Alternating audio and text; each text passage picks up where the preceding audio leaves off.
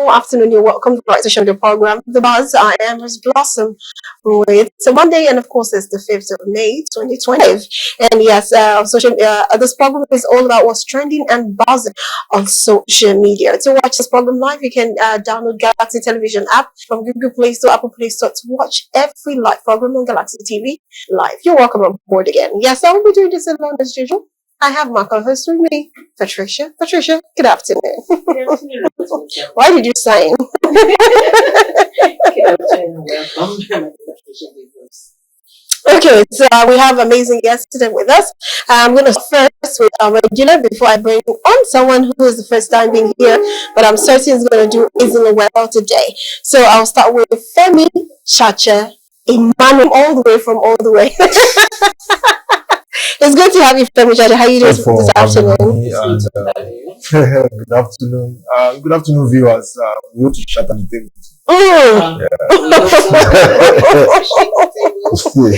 Of course, yes, and we have Mr. Matthew in the building. It's so amazing to have you. Thank you so much, sir, for coming. Thank you. It's good to have you. All thanks to Patricia. So tell me, yeah.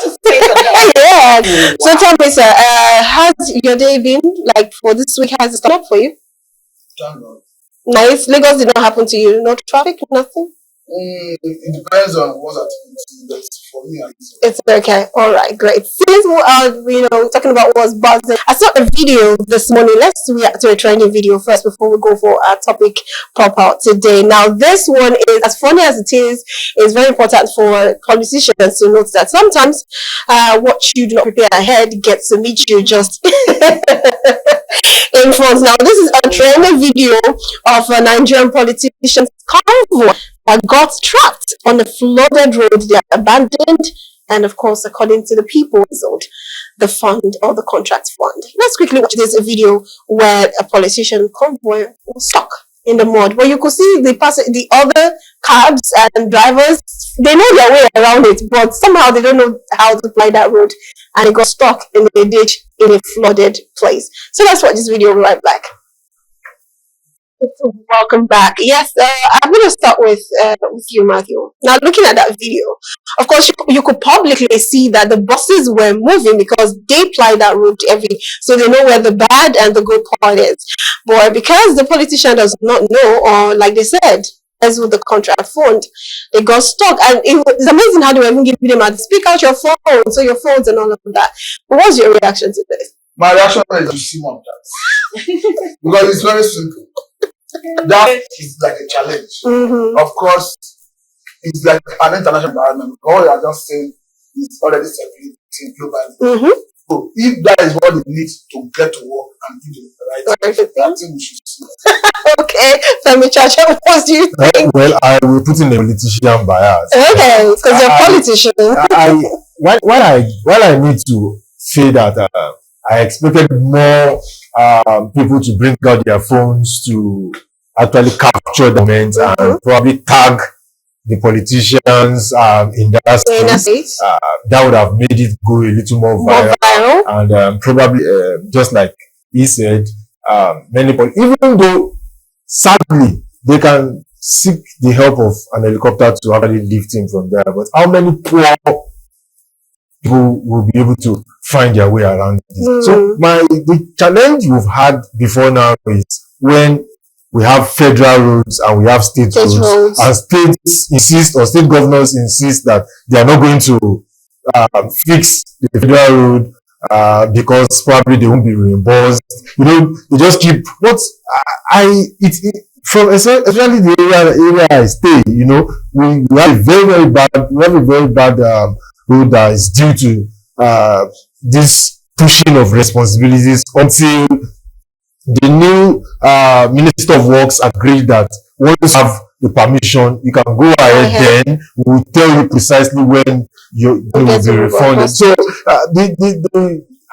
I'm also of the opinion we don't know how to pressure our House of Rep members, senators, then probably governors. Most of us, our attention is on the president, and these people get money for constituency projects and probably end up doing put a borehole in the community. Most of us have boreholes made by ourselves in our homes. Yeah. Then I do not want me to see that as you contributing to the society because we are not making the right demand. So, like you said, I feel I was also expecting that more people will capture that moment. It will make them feel sad, and then thereafter probably Okay, let me take it up from the federal. So, like you said, the federal road, state road, this happened in Benin City too, in Edo State during the time of Obaseki. I agree with you. Okay, so and that road is still not fixed. What do you think is holding the federal government back? You see, it's something. Let me speak like a politician, then I will speak like a technocrat. Let me assure you that road will be fixed. Let me tell you why. The government at the center is now the government in the state, and because they want votes, not because they love the people. We need to separate the two. Okay. So now, because if you see how they're doing mapped out capture of certain states for the sake of funding and for the sake of voting, that I'm so sure that road will be fixed before this year runs out. Not because they love them, but because they know that it's going to make a lot of people vote them back for a second term for the president. So you see, I've come to realize that politicians, they plan for the next generation while leaders plan for the next generation. So until we are able to separate the two, then we will not thank them for giving us rights. We will probably indulge them and ask for more. So, answering your question, the discrepancies between federal roads, state roads cannot end when politicians remain politicians. They want to politic. They want to see, okay, how many votes did I get from that region for my... But why is it so? They were elected to, lead the people, do things for the people, isn't it? Why is it so? Why do you want to improve on a particular place because you want your elections there and abandon? Because they're selfish. They're greedy. And until Nigerians understand that no matter how somebody sweet talks me, we must keep asking ourselves, what is in it? When the politician says something, we are going to fix it. I like to ask myself question, what exactly is in it for this person? Right. Once you ask yourself such questions, then you are able, no matter how sugarcoat whatever they are trying to say, you are able to see through whatever that politician is trying to do. But does that mean we should not make demands? I'm of the opinion that electorates, Nigerians should now know how to use emotions to make demands, so that even if you put them to do those things, it does not change the fact that you will not vote for them. Okay, speaking about that, let's move on. Speaking about that now, there is a Senator Ireti, during an interview, they just asked a question about Nigerian youth. They had something interestingly to say. In the part I picked out was where she said, and that is all I hear from Nigerian youth is grumbling and insults, and that's not helpful. Now, the youth do not constructively engage the leader. This is coming from Senator Ireti, but this is during an interview, so we'd love to actually watch the video where she said so much more. So after the video, of course, and I will start with Mr. Matthew and ask, really, do our Nigerian youth just grumble and not constructively involve our leaders? Let's watch the video. We'll be right back. Okay, all right. Yes, after yours, you can be part of this program. That's the number on the screen. You can call in, you can send me text messages, and make sure you indicate your name and where you're calling from or where you're texting from. Anyways, we heard that from her, Matthew, what she said. I'm going to even add a little bit more.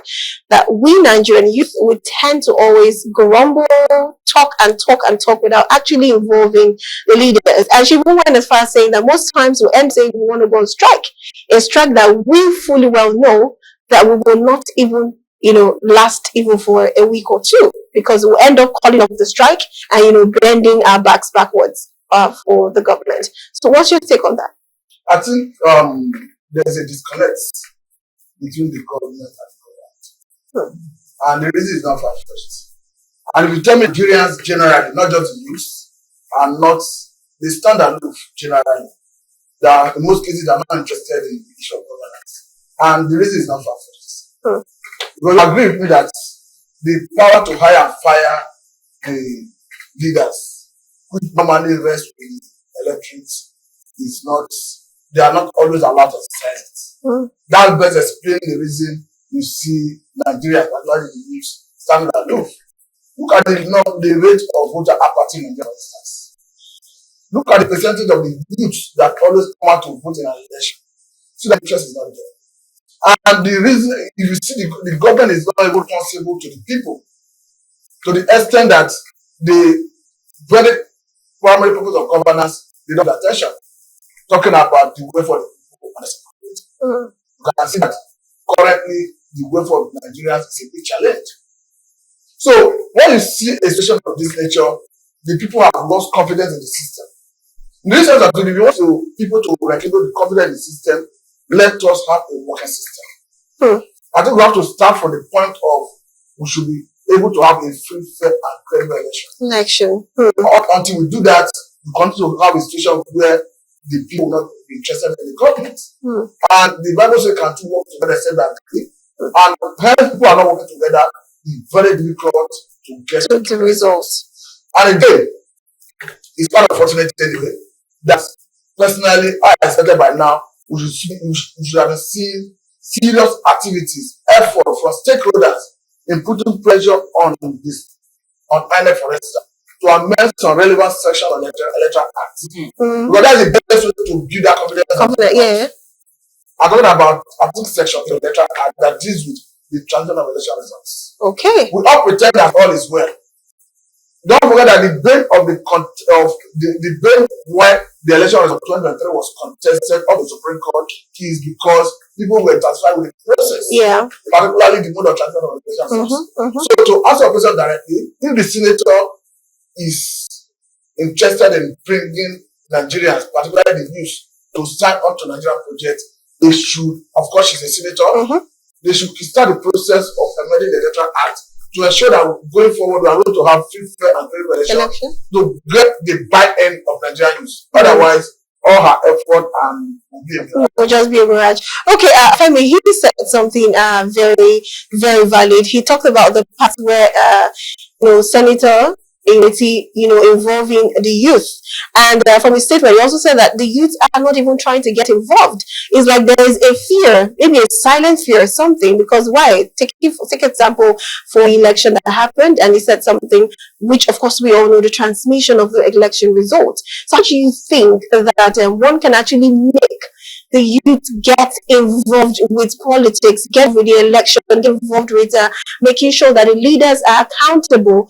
For example, we just watched a video of the road. Now, that is enough for even the youth to try to push. Do you understand? But I feel like after that video, that's where it just ends. People just laugh and, that's it. Like you said, you come for election and that's where you see the road is being repaired, is being, constructed.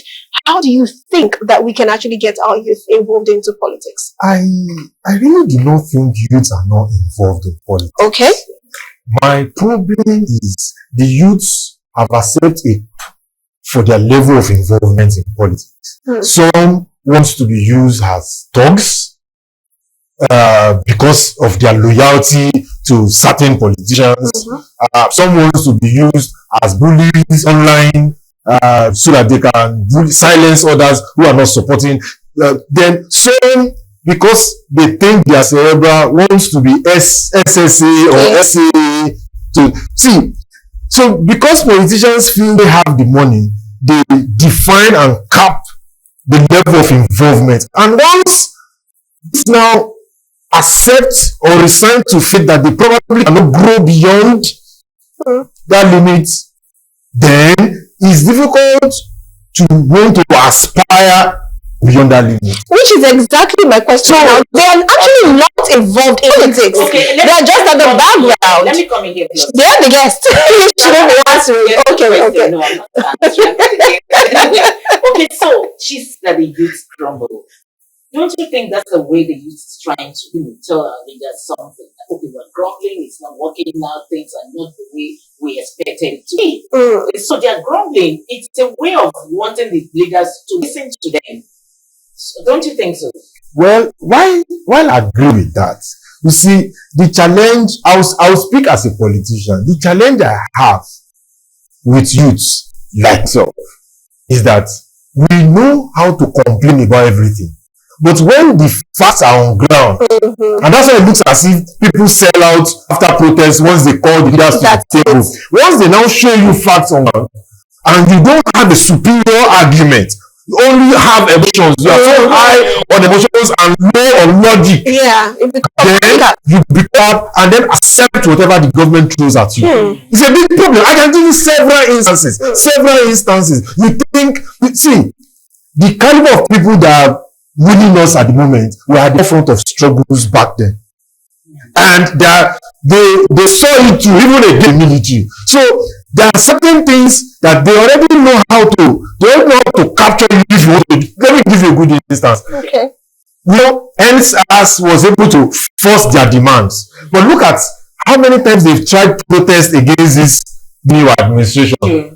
So many state governments have signed into law via the House of Assemblies to take people into particular locations for protests. True. I can tell you more things like pipeline because these people that are ruling us at the moment were at the forefront of struggle, so they know what to do, and they will pick you, and there is nothing.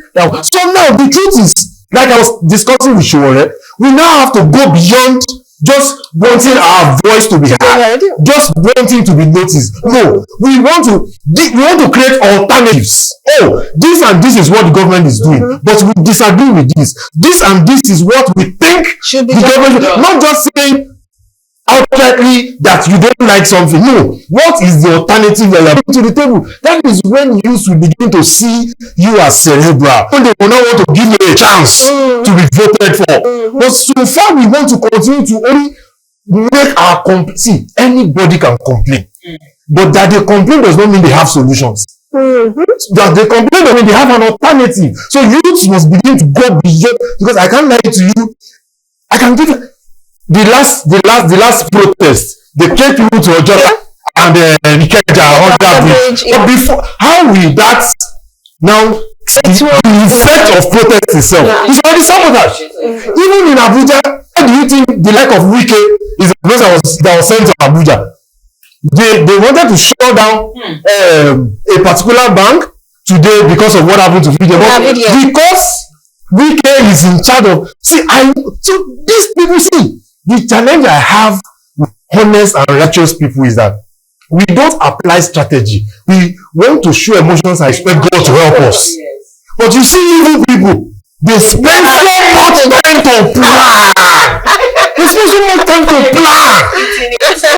Yeah, I totally agree, because you know the only reason why I'm actually really agree, because if you look at it, you know, they say is what do you call it? The witches flies at night, and they have the whole day to plan, and they're executing their plan during the day. But we just stay for 5 minutes and 2 minutes, and we pay, and that's it, and we expect miracles to happen. So I totally agree. We have to really plan. So you wanted to react to what he was saying before, so please go ahead. I was actually trying to bring the attention of everyone to this fact. Okay. The political class already controlling the system. We already have a way of limiting what you can do, what you can attain within the political space. Take for instance, during the electoral campaign, the national and expression of interest form. If you don't have deep pockets, particularly from political parties, the major political parties, of course, you cannot contest. You can't contest. Yeah. Particularly when it comes to the office of the governor, House of Assembly, House of Rep, Senator, and all that. So it will take very serious efforts, concerted one from youth to break the. How long would that? That's my worry. But what are the efforts, if you can mention, with the youth are listening? Honestly speaking, the SR was a very good effort. But unfortunately, it was managed by the government, I must tell you. Because initially, before the unfortunate issue that happened at Ireti, it was mainly for good governance, welfare of police. Of course, for 5, the government of Lagos State was interfacing with protesters at the legislature to Abuja, bringing the demand to Mr. President and all that before the first thing happened at the Togit. And I think from what he said, Part of the reason you see government, they don't want protest is because they don't want to escalate to the point where Nigerians will be on the streets and it will spill out of their control. I'm not speaking for the government anyway, but however I look at it, protest is a right. Right. So if the government knows they don't want people on the street, they should go to the National Assembly and repeal the act rather than the law. But what is Yes, it's a law. Yeah, please go ahead. Please. Nigerians can leverage on it. I think section 50 of National Constitution as amended guarantees Nigeria the right of peaceful protest. Okay, so he said something, Femi Chacha. He said maybe the government is they are trying to put it under control so it does not feel out of control. Now, my question is, how do they mean control? Because if you look at the answers, it was pretty controlled to me. Not until somehow, that happened. So what could be out of control when people are just peacefully, protesting, they're catering from themselves, no nuisance, nothing. We even had celebrities coming out to, support. No, you go Please go ahead. Okay. Let's hear it. It as still using as a case study. There are different arguments. Okay. Some argue that the miscreants infiltrated the ranks of these protesters to destroy the process. There is some argument that some state-sponsored personnel disrupted it. And up to today, I don't think there is any substantial evidence or rather who actually did what. But the point is, Nigerians still have the right to protest. And even if government is not comfortable with the protest, they should realize that if you want people, of course, the idea of restricting people to a location during the protest, I don't think it's a welcome development. It's not a welcome development. The Lagos issue is cited where they moved from, I think that was another protest, where we moved from, I think I participated, where we moved from Ikeja Bridge to Ojota. And before then, there was a judgment that said you cannot go outside Canis Park. Okay, Femi Chacha, you're a politician. And once the judgment is there, it is not of anybody's opinion, everyone have to comply. Yes. So that is where the protesters themselves needed to challenge, even now that there is no protest. That is where people need to challenge the judgment. Forward. Because should not restrict people to Yes. That makes me want to ask Femi Chacha. Like, I don't understand, how can we get out of this? Yes, there's a court ruling to that, but how do we need to exhibit that right up wherever we want Adding to that your question, because these same leaders protested. True. Yeah. For this same thing these people are protesting for. So like those who said, how can we get out of this to protest? You see, the challenge we have with this generation of protest is nobody wants to be the leader. I think that was one of because once you identify as the leaders and something goes out of hand, you are the one that will be held responsible. Now, there are several, like he said, there are several sides to the last process. The NSAS protest, and it has now been a prototype for almost every governors to try to gag or hinder people's rights to protest. Now, the truth is, I'm of the opinion that you don't, with the kind of people that are ruling at the moment, I still repeat it, who leveraged on protest, who were at the forefront of the struggles. Protest is not the first thing. You have to first make your demands and show alternative. Then I expect government, take for instance, before Patutomi had a gang, the Patuto's gang, way back then, you create an alternative. It's a pity that we don't have opposition. It's sad that we don't have opposition at the moment. When ACN were opposition, the likes of Lai Mohammed will, as soon as government release a policy, they are the next day at work 24 hours, releasing a counter policy and telling you why that will not work and why that is the alternative. But what we have at the moment are strong personalities and not they don't have a strong movement. Forget about the strong personalities who only use emotions to whip up sentiments of people without creating an alternative to the policy available. So when you don't create an alternative, government wants people to believe, government is good at propaganda.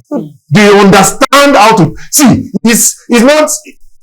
They understand propaganda. I've taken my time to read through several things. See, it's easy for to fly through region, and religion. So once my brother is trying to lead something and find out that he has a stand, and may likely then people will begin to now look at his religion, look at his religion, and they now make wipe up situations so that people that are not in the religion and in his region begin to see him as an enemy, so that whatever lead will not work. So if we as Nigerian youth are not thinking out of the box, or probably thinking like there is no box, how? Bring facts. Make sure that you are well represented from every region in your team, so that nobody will you know what they do. So you don't expect to, but because ego, certain people will carry their names at the front row. It is so that is at the forefront of the struggle. Instead of a teamwork, it's only a teamwork that can actually win. Back then, when Ashwadu was behind opposition, it was only like Mohammed that all of us were always seeing that was doing the broadcast. I can give you several other instances like that. So go forward. You must have a team of highly cerebral people that creates alternative policies. 1, 2. Then you call a press conference. Call a press conference is the same thing as what you want to do with the protest to get the attention of government. Once you get it, give them a deadline. Look, we are giving you so hours to look into so and so. Otherwise, we are going to now. We are well represented from so regions, and we are going to mobilize. Now you are talking. So because they don't want you to mobilize, they want to call you. But you have your facts. Not look at when NLC were telling us that they are going to collect 700 and something minimum wage. Now I was saying it in this studio that you will see what they will be given to them, because they didn't put many things into consideration. They were just picked an amount. And then when they went to sit down with government, they came back and agreed on 70,000 from 700 and something, because it has gone. Even if you have to hire people to do research for you, you don't see that you are well, you have oratory prowess, that your sound does not mean you can do anything. True.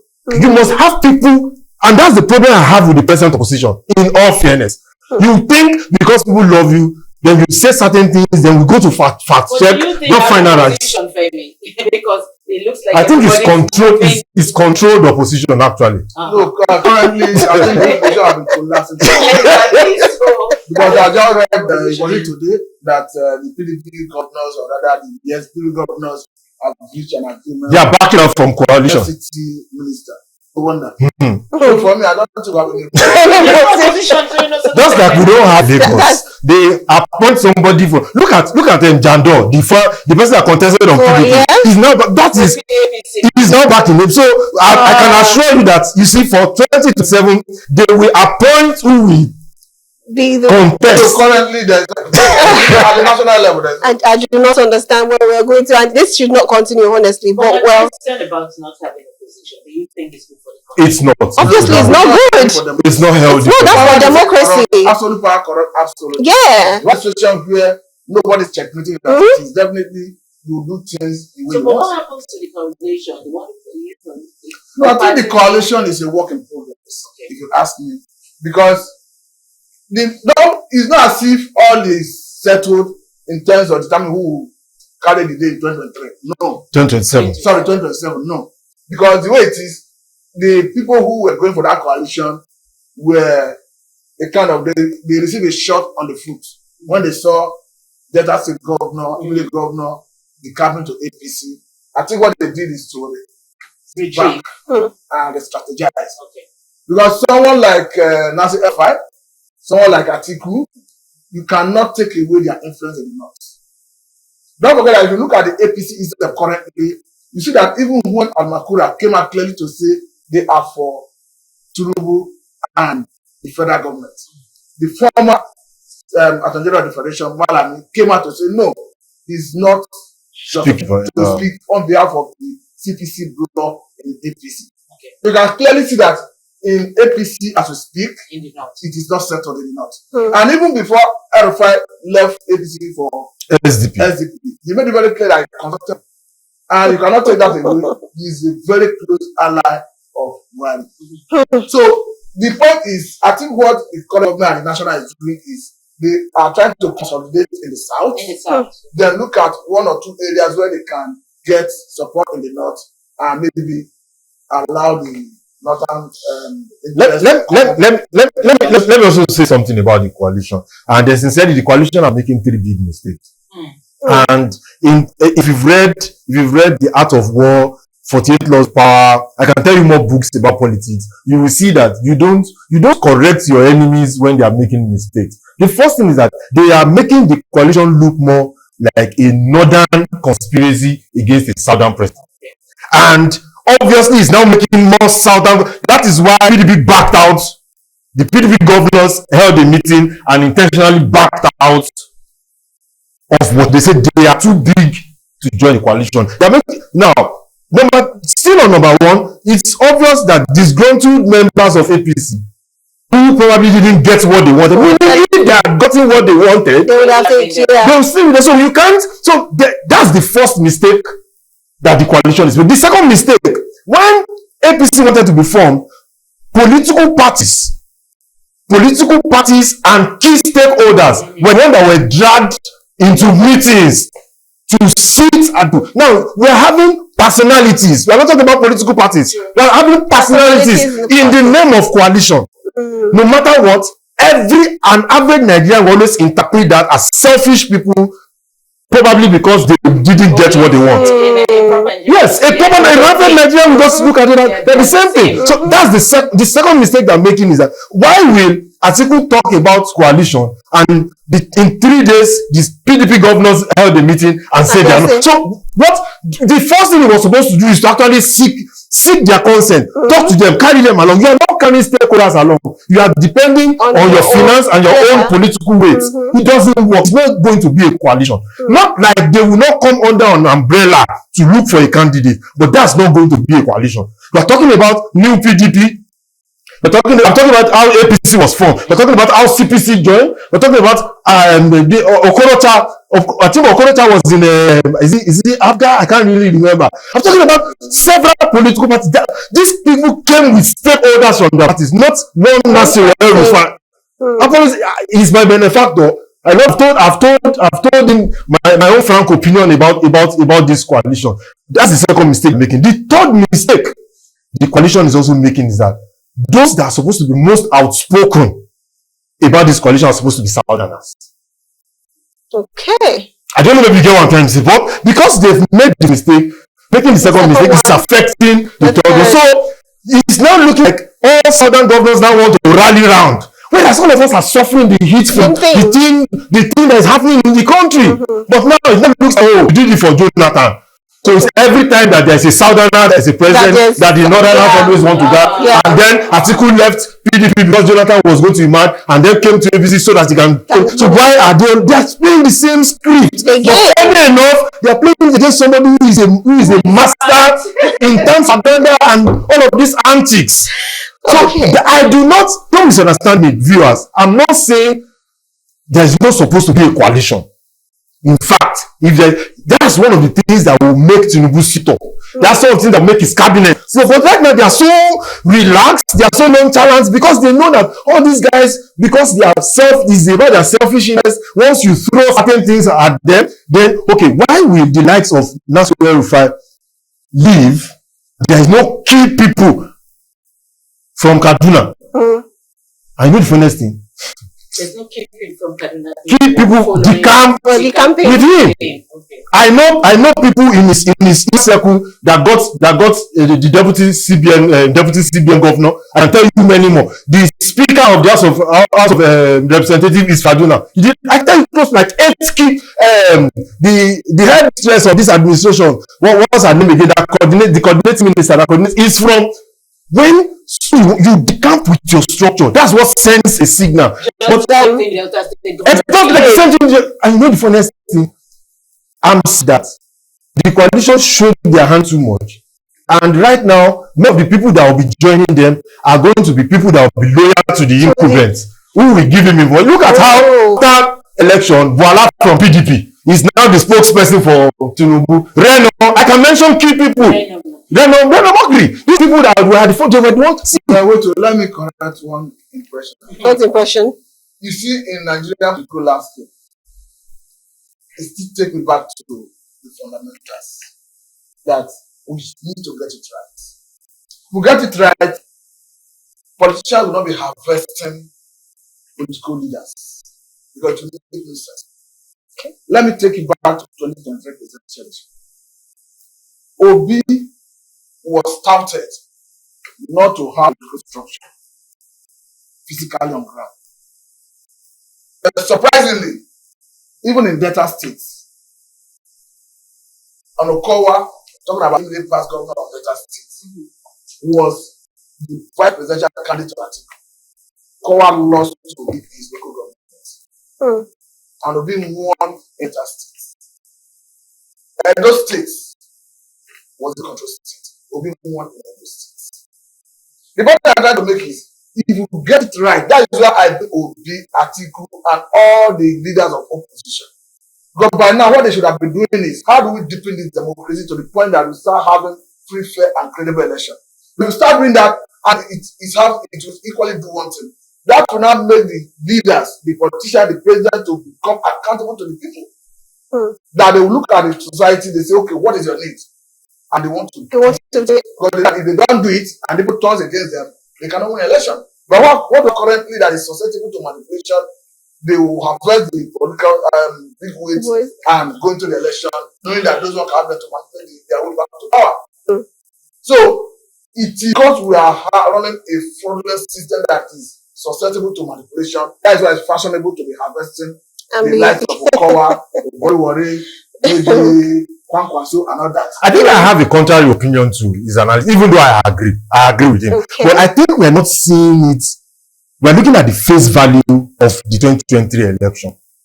Okay. I had the opportunity, you know, I belong to a political party. I had the opportunity to be on strategic team for a certain political party, and I've come to realize that there were road on the NSAS anger of youths, and the youths back then were looking for somebody that was credible. Yeah. And the situation then is different from the situation now. That's number one. Number two is the fact that there were there was a Muslim ticket, and there were several other Muslim candidates, the Atiku, the Kwankwaso, and then if the current president is going to win, then somebody must, because Okowa was also a Christian, and this president administration was doing a Muslim ticket, they had to find a way to push people from parties to go and canvass. I know people that decamp to go and canvass so that the Christian votes will slash. What did you think? Most of the states that we're talking about that you won are basically Christian, are basically voters, like Lagos, for instance. Almost all churches have their headquarters in Lagos. Leaders. Then the Southern Kaduna is a strictly Christian community that is anti-L5. I can give there are postulations to all of these things, but the truth is, I agree with the fact that the opposition did not build on whatever they've achieved in 2023. Sadly, and you know the funniest thing, there are more somebody just resigned from the Labour Party, the SSG, to Obi when he was a governor. I'm sure you are aware too, sir. So there are more people that are close to you. This is difficult. We can be eating together, and whereas I'm doing the bidding of somebody else. Yeah. So going forward into 2027, I won't lie to you. I lie not to you. In fact, Obi himself does not even know who to trust. I won't lie to you. What's the name of that guy? What's the name of that guy in Abia? He does not. There is nobody, even Atiku himself. There is none of them. Well, he has actually said it. Yeah, he has actually none of them knows who to trust. No. And the truth is, it's not about money. That's the mistake many people have. Because Atiku has enough. Obi is a billionaire. He has enough. It's not about money. It's not about money. But if I may ask, why is it difficult for us to do the right thing? In terms of reducing human interference? I have been asking this question. That human interference, the more we reduce it, the more we have free and credible election. The people that will pass that law are in the Senate and that's of them. And it's affect them. The point I'm making is, that is where I'm disappointed in the lives of Obi. The lives of the one that's supposed to be pushing the reforms. Because if a Tinubu were to be in a position, by now, we would have been seeing serious activities galvanizing people to push for it. Don't forget that before, in the build-up of the 2023 presidential election, stakeholders put pressure on National Assembly before we have today, because as it is today, INEC have discretionary power to determine the mode of transmission of election results. True. And in that election, when they came up with their guidelines, they said they were going to transmit it electronically.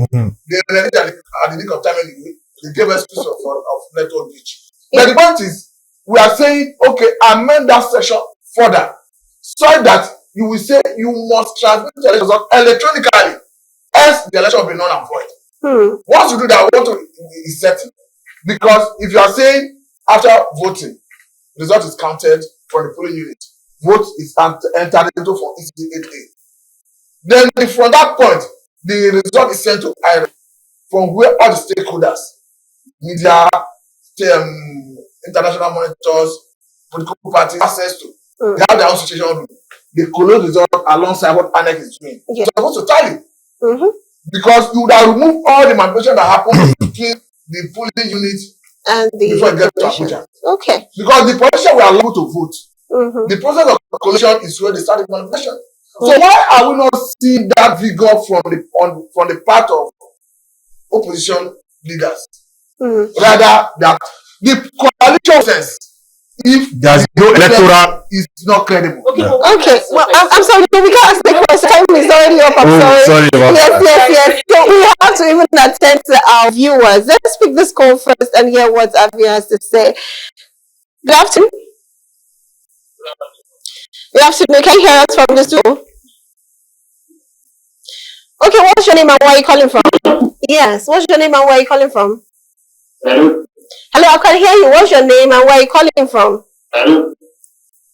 Can you hear me? What's your name? Oh, okay, that one.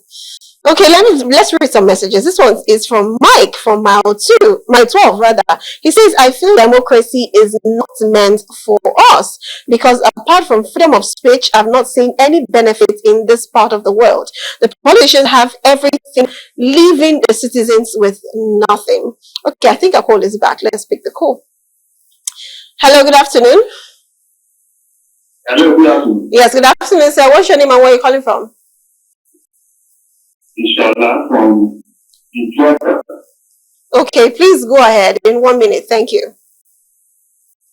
I want to agree your panel. Okay. We have a very important position now. Compare we have during the presidential election, the Jonathan. You know, if Jonathan makes a political statement, in next case, my father will attack. The principle that everybody can do. But now we are making politicians with power and not giving our heart. You fight for power. You don't give you power. You don't give you fight with God. Ideology, with good thinking. You don't see what they are doing and not jumping from one party to another. That will not work. And the president, the party, you know how to deal with them. You take the voice to their hands. You get them. Thank you. Thank you very, very much. Okay, yes, that was one of our callers. Well, we have a lot of messages. This one says, a coalition is already on arrival because it's purely on personal ambition, period. This is Ozi Shuaib. Another one says, good afternoon, the buzz. All this coalition here and there, please. Did Bats win the 2023 election? Are you playing? We have a spinning and you're asking if you won the election. Well, that's a question for me. Well, anyways, we can't pick any call. We can't respond to any messages. And we can't read any messages anymore for now.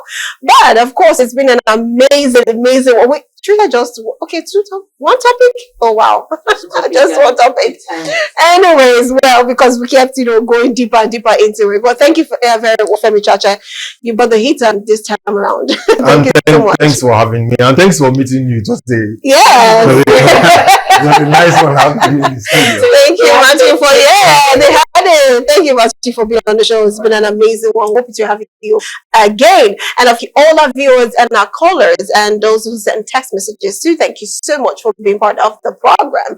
Patricia, wrap up. Let's go. Thank you for today's program, the boss. Yes, and of course, we will see you tomorrow, same time. Do have a beautiful day for yourself. My name is Rose Blossom. Bye for now.